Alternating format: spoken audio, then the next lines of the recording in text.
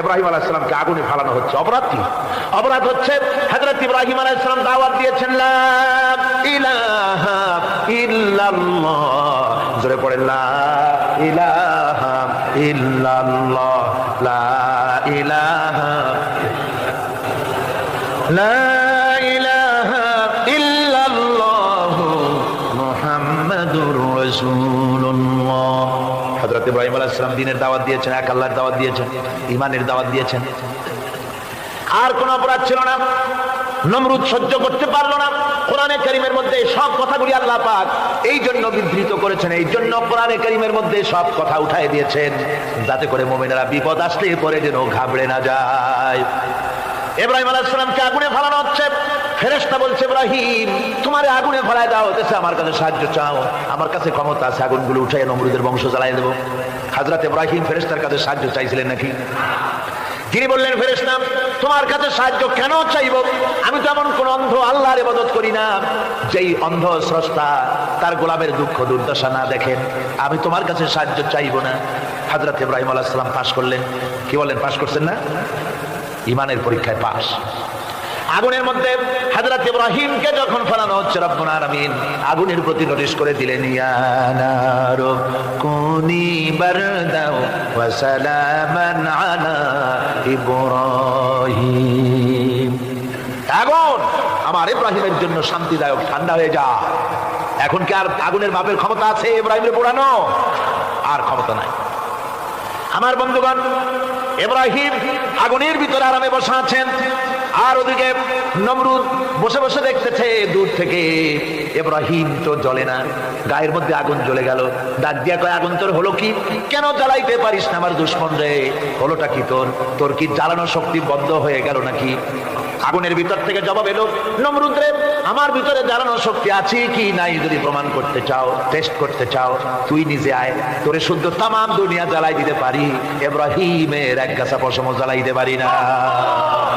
তার কারণ হচ্ছে আমি হচ্ছি মাখলুক, আল্লাহ হচ্ছেন খালিক। আল্লাহ আমাকে বলেছেন না জ্বালাতে, তুমি হাজার বার বললেও আমি ইব্রাহিমকে জ্বালাইতে পারবো না। কোরআনে কারীমে ঘটনা বলে মুমিনদেরকে সাহস দেওয়া হচ্ছে, মুমিনেরা দ্বীনের কাজ করতে গিয়ে বিপদ আবাদ আসবে, ঈমানের দাবি হলো বিপদ আসবে, আর বিপদ আসলে ঘাবড়ায় যেও না, মুসিবতে পড়ে চিন্তায় পেরেশানে হয়রান হয়ে যেও না। বিশ্বকবি আল্লামা ইকবাল কি সুন্দর করে বলেছেন, আজ ভি হো জু ইব্রাহিম কা ইমা पैदा आग कर सकती है एक अंदाज गुलिस्तां पैदा। ইব্রাহিমের ঈমান যদি আজও কোথাও হয় বিদ্যমান, করতে পারেন অগ্নিকুণ্ডে খুবসুরত এক গুলিস্তান।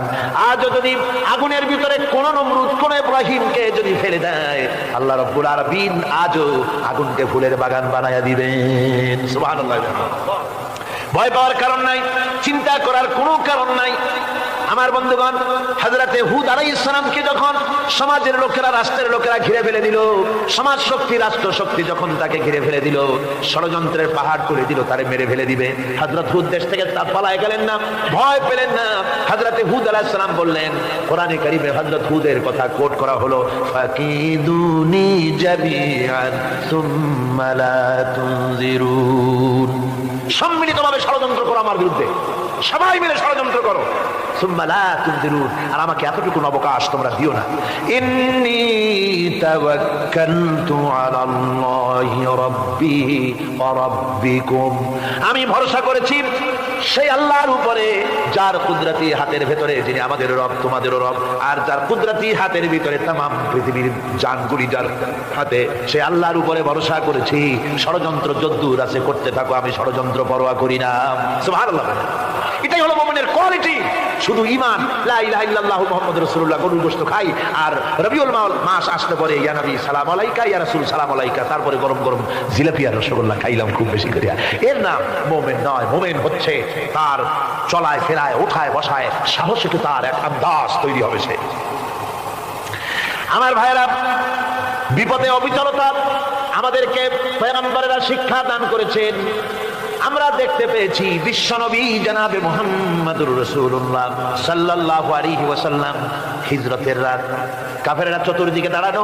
হযরত জিবরাইল এসে বলেন, ইয়া রাসূলুল্লাহ, হে কাফেররা চতুর্দিকে ঘিরে দাঁড়িয়েছে, গভীর রাত, এখন হাতে তাদের তরবারি, সকাল হলে পরেই তারা আপনাকে মেরে ফেলে দিবে, তাড়াতাড়ি ওঠেন, মদিনার দিকে চলে যান। আল্লাহ নবী ঘুমের থেকে জেগে হযরত আলীকে ডেকে বলেন, আলী, আল্লাহ অর্ডার করেছে আমি মদিনায় চললাম, আমার বিছানার পরে আমার চাদর গায়ে দিয়ে শুয়ে থাকো। হযরত আলী বলেন, আল্লাহর হাবিব, আপনার চাদর গায়ে দিয়ে ঘুমিয়ে থাকবো, সকালবেলায় কাফির বেঈমানেরা আপনার বিছানার পরে আপনার চাদর গায়ে দেওয়া অবস্থায় আমি আলীকে তারা মুহাম্মদ মনে করবে, আর আমি আলীকে নবী মনে করে তারা তাদের তরবারি দিয়া কেটে কেটে টুকরা টুকরা করে আমারে বিদায় করে দেবে দুনিয়া থেকে। এতটুকুনো পরোয়া করি না, বরং আমার দিলের মধ্যে এটাই তৃপ্তি থাকবে যে আমি আলীর জীবনের বিনিময় আল্লাহর হাবিব দুনিয়ায় বেঁচে আছেন। নবীজি ঘরের থেকে বেরোলেন, চতুর্দিকে কাফেররা দাঁড়ানো। আল্লাহ নবী হাতে এক মুষ্টি বালু হাতে নিয়ে হাতের বজু পরে 3 বার দম করে বালুগুলো ছেড়ে দিলেন। বালিগুলি ঘরের চতুর্দিকে কাফেরদের চোখে চলে গেল। পরবর্তী সময় রব্বুল আলামিন ডেকে বলেন, নবীরে, বালি যখন নিক্ষেপ আপনি করেছিলেন জোড়াগুড়ি, আপনি তো শুধু নিক্ষেপ করেছিলেন, কিন্তু চতুর্দিকে কাফেরদের চোখে গেল কেমনে? একদিকে মেরেছিলেন, সেই দিকেই তো যাওয়ার কথা ছিল, চতুর্দিকের কাফেরের চোখে চোখে সেগুলো পৌঁছে গেল কেমনে? ওয়ামা রামাইতা ইদ রামাইতা ওয়ালাকিন্নাল্লাহ রামা। আপনি নিক্ষেপ করেন নাই, যখন আপনি নিক্ষেপ করেছিলেন আপনি তো শুধু বালুকণা ছেড়েছেন, আর ওই বালুকণাগুলি ঘরের চতুর্দিকে সব কাফেরদের চোখে পৌঁছবার দায়িত্ব আমার কুদরত গ্রহণ করেছিল। আমার ভাইরা, নবীজি বিপদে, এতগুলি শত্রু তরবারি নিয়ে তিনি বিপদে ধৈর্য হারা হন নাই। আস্তে করে ঘরের থেকে বেরিয়ে হযরত আবু বকরের বাড়িতে গিয়ে হাজির। দরজায় গিয়ে আওয়াজ দিলেন, আবু বকর। অমনি দরজা খুলে গেল, লাব্বাইক ওয়া সাদাইক। হুজুর বলেন, আবু বকর রে, একটা ডাকে কেমনে সাড়া দিলে? তুমি কি ঘুমাইছিলে না?